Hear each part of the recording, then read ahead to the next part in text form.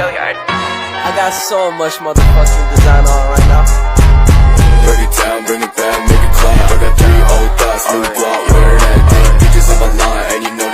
Perkenalkan, nama saya Vero Lombau, NPM 20230007, kelas TIA, jurusan Teknik Informatika, Fakultas Ilmu Komputer, Universitas Handayani, tahun ajaran 2023-2024. Saya akan menjelaskan tentang Pancasila sebagai ideologi negara. Yang pertama, hakikat ideologi. Apa itu ideologi? Ideologi berasal dari kata idea dan logos. Idea berarti gagasan, konsep, atau cita-cita. Logos berarti ilmu.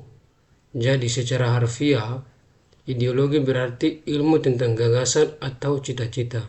Ideologi pada mulanya adalah gagasan dan cita-cita berkembang menjadi luas, suatu paham mengenai seperangkat nilai atau pemikiran dipegang oleh seseorang atau sekelompok orang untuk menjadi pegangan hidup.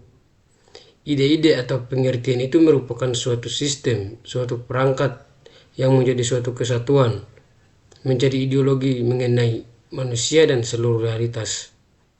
Setiap ideologi pada intinya pasti mempunyai citra manusia tertentu. Kedua, Pancasila sebagai ideologi negara.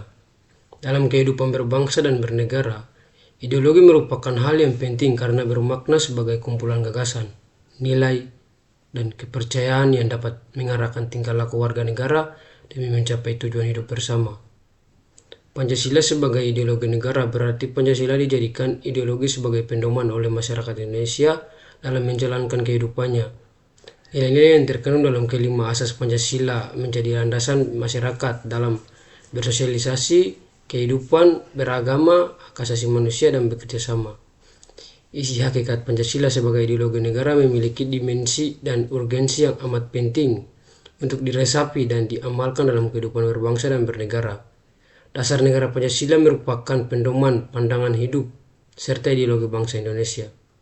Dari sini dapat diartikan bahwa ideologi merupakan pedoman hidup bagi Indonesia.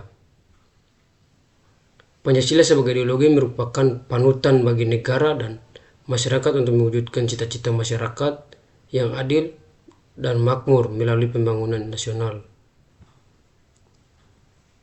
Yang ketiga, perbandingan ideologi Pancasila dengan paham ideologi-ideologi lainnya.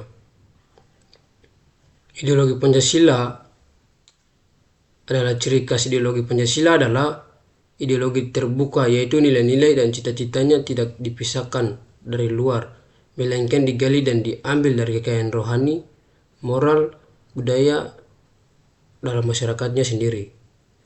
Dasarnya dari konsensus masyarakat, tidak diciptakan oleh negara, melainkan ditemukan dalam masyarakatnya sendiri.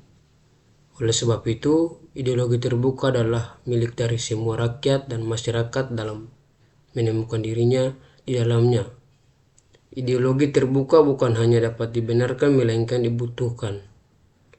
Nilai-nilai dalam dasar menurut pandangan negara modern, bahwa negara modern hidup dari nilai-nilai dan sikap-sikap dasarnya. Yang pertama, ideologi liberalisme. Ciri-ciri ideologi liberal sebagai berikut. Yang pertama, demokrasi merupakan bentuk pemerintahan yang lebih baik. Yang kedua, anggota masyarakat memiliki kebebasan intelektual penuh, termasuk kebebasan berbicara, kebebasan beragama, dan kebebasan pers. Yang ketiga, pemerintah hanya mengatur kehidupan masyarakat secara terbatas. Keputusan yang dibuat hanya sedikit untuk rakyat sehingga rakyat dapat belajar membuat keputusan diri sendiri. Selanjutnya, kekuasaan diri seseorang terhadap orang lain merupakan hal yang buruk. Selanjutnya, semua masyarakat dikatakan berbahagia apabila setiap individu atau sebagian terbesar individu berbahagia. Hak tertentu yang tidak dapat dipindahkan dan tidak dapat dilanggar oleh kekuasaan manapun. Selanjutnya, ideologi sosialisme. Sosialisme adalah ajaran ataupun paham kenegaraan serta paham ekonomi yang mengupayakan agar harta benda industri serta perusahaan menjadi milik negara. ajaran ideologi sosialisme itu yang pertama menciptakan masyarakat sosialis yang cita-citakan dengan kejernihan, kejelasan argumen, bukan dengan cara-cara kekerasan atau revolusi.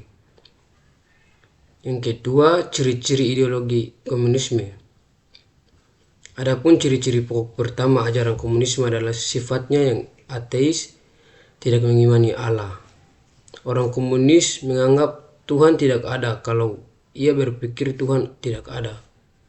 Akan tetapi kalau ia berpikir Tuhan ada, jadilah Tuhan ada. Maka keberadaan Tuhan terserah kepada manusia. Yang keempat, ideologi fasisme. Namun demikian, bukan berarti fasisme tidak memiliki ajaran. Setidaknya para pelopor fasisme meninggalkan jejak ajaran mereka. Perihal fasisme, Hitler menulis Mein Kampf, sedangkan Mussolini menulis Doctrine of Fascism. Ajaran fasis model Italia lah yang kemudian menjadi pegangan kaum fasis di dunia, karena wawasannya yang bersifat moderat. Yang selanjutnya, ideologi agama. Ideologi agama adalah ideologi yang bersumber pada filsafat agama yang termuat dalam kitab suci suatu agama. Ciri-ciri ideologi ini antara lain urusan negara dan pemerintahan dilaksanakan berdasarkan hukum agama. Hanya ada satu agama resmi dalam suatu negara. Negara berlandaskan agama. Dan ciri-ciri yang menerapkan ideologi agama. Yang pertama, negara dan hukum berdasarkan kitab suci. Peran pimpinan agama kuat. Persaingan peran negarawan dengan agamawan. Tokoh agamawan berkedudukan dan stratifikasi teratas. Kepentingan agama diutamakan. Dan selanjutnya pembangunan negara sama dengan pembangunan agama. Pentingnya ideologi Pancasila di tengah-tengah ideologi lain. Pentingnya Pancasila sebagai ideologi negara adalah memberi bimbingan kepada masyarakat Indonesia dalam menentukan sikap dan tingkah laku. Nilai-nilai yang terkandung dalam kelima asas Pancasila yang dijadikan patokan aturan oleh bangsa ini dalam berbuat di kehidupan bermasyarakat serta bernegara.